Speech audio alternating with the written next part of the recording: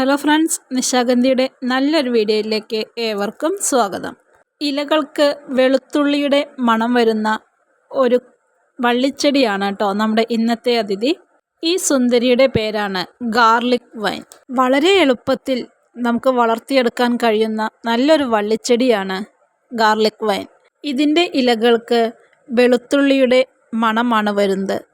മൊട്ടുകൾ വരുമ്പോൾ ഡാർക്ക് പർപ്പിളായും പിന്നീട് അത് ലൈറ്റ് പിങ്കായും മൂന്നാമത്തെ ഘട്ടത്തിൽ ഇത് വെള്ള നിറത്തിലേക്കും മാറുന്നു. കമ്പ് മുറിച്ചു വെച്ചും പുതിയ ചെടി നമുക്ക് ഉണ്ടാക്കിയെടുക്കാം.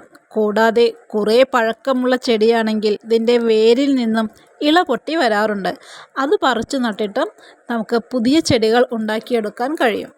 ചട്ടിയിലാണ് നമ്മുടെ ചെടി നടുന്നത് എങ്കിൽ അത്യാവശ്യം നല്ല വലിപ്പമുള്ള ചട്ടി തന്നെ തിരഞ്ഞെടുക്കണം.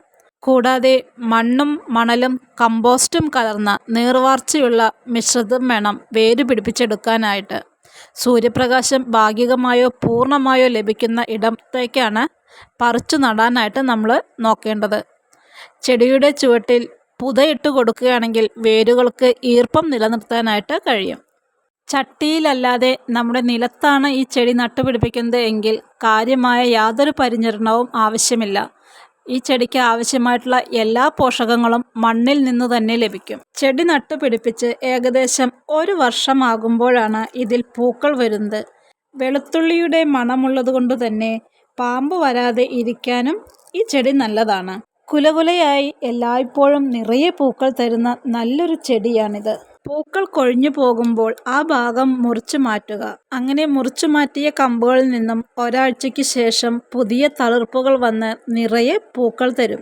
അങ്ങനെ ഇടയ്ക്കിടയ്ക്ക് പ്രൂണിങ് ചെയ്ത് കൊടുക്കുകയാണെങ്കിൽ വർഷം മുഴുവനും ഈ ചെടിയിൽ നിറയെ പൂക്കൾ വരുന്നതാണ്.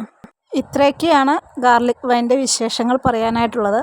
മറ്റു നല്ലൊരു വിശേഷവുമായി അടുത്ത ദിവസം വീണ്ടും കാണാം. Okay, by.